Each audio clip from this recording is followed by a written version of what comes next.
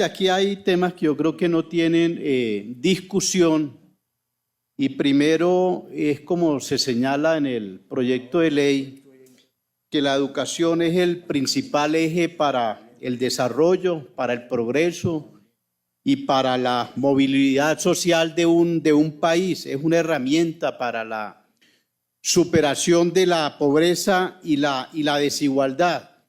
Y en ese escenario a mí me parece que es importante reconocer la realidad de nuestro país.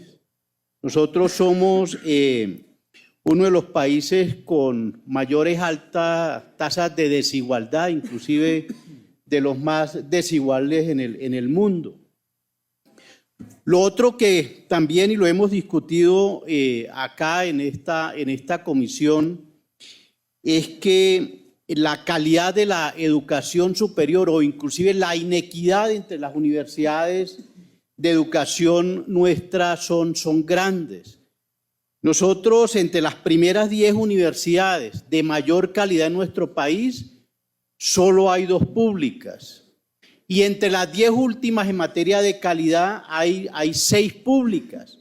Eso quiere decir que en nuestro país tenemos que avanzar en materia de calidad y de buscar una mayor equidad en la educación superior en nuestro país.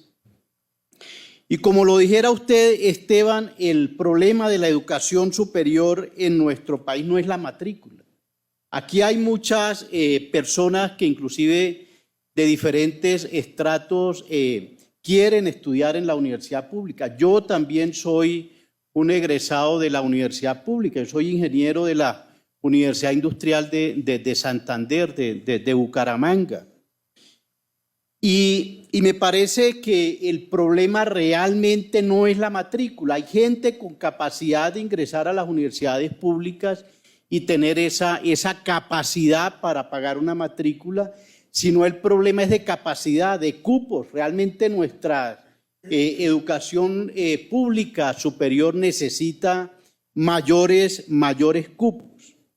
Y aquí hay que decir que este Congreso de la República ya tramitó un proyecto de ley que busca esta gratuidad de la educación, pero focalizándolo. Yo creo que a nosotros toda la política en materia de subsidiariedad del Estado necesita una focalización para lograr superar precisamente la pobreza y las grandes desigualdades que tenemos en nuestro país.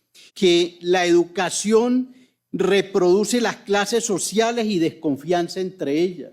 Nosotros no tenemos un sistema de educación que sirva como esa herramienta de movilidad social, sino por el contrario, con este escenario que tenemos nosotros hoy en día, estamos reproduciendo las clases sociales.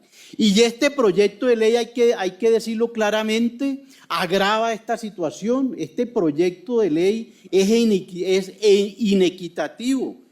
Esto lo demuestra claramente si hacemos nosotros un análisis de la educación en nuestro país y buscamos cuáles son nuestros problemas reales. Yo creo que aquí hay que partir de esa apreciación que tenía Gabriel García Márquez, que la educación tenemos que analizarla desde la cuna hasta la tumba. O sea, nosotros hemos venido haciendo aquí y hemos adelantado importantes proyectos de ley en materia de educación superior, pero nos hemos olvidado de los principales problemas.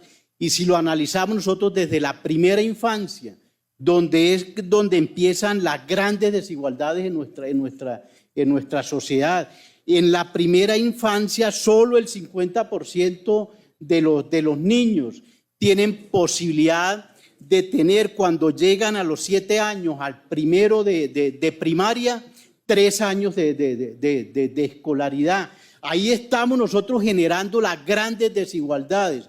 Y ojalá nosotros podamos tener en poco tiempo un proyecto de ley que la educación la vuelva obligatoria, gratuita y universal a partir de los 3 años y no de los 5 años como lo tenemos nosotros hoy en día, y no 1 año como lo tenemos hoy en día, sino 3 años. Yo creo que si logramos avanzar en esa gratuidad en la primera infancia, sí estamos apuntando nosotros a resolver los grandes problemas de nuestro país, que es precisamente la desigualdad. Y esta problemática la vemos nosotros en la distribución de los recursos, porque tampoco son por falta de recursos en la educación que nosotros no hemos podido resolver los grandes problemas de educación en nuestro país. Nosotros invertimos en educación el 4.9% del PIB. Estos son valores promedios muy similares a los de los países de la OCDE. Pero ¿dónde existen las grandes diferencias?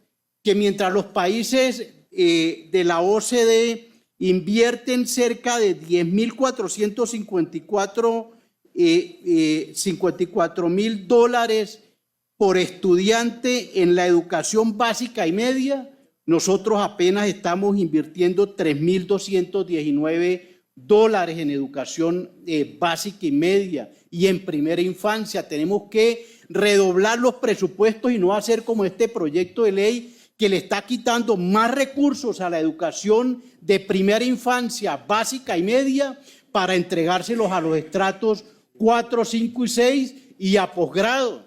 Me parece que es un proyecto totalmente inequitativo, y esta comisión, en un acto de solidaridad con las clases menos favorecidas, con las clases vulnerables de nuestro país, debería negarlo. Porque así como lo dice Moisés Wasserman, ¿cuál es el resultado de este tipo de educación que nosotros hoy en día tenemos? Dice: la educación básica y media pública es regular. Sus egresados no pasan mayoritariamente los cometidos exámenes de admisión de la universidad pública y tienen que endeudarse para pagar matrículas en la privada. Mientras que los egresados de la educación básica y media privada salen mejor preparados y logran entrar a la universidad pública de alta calidad y gratuita. En este sistema terminan pagando los pobres y siendo subsidiarios con los ricos, así como este proyecto de ley. Muchas gracias, señor presidente.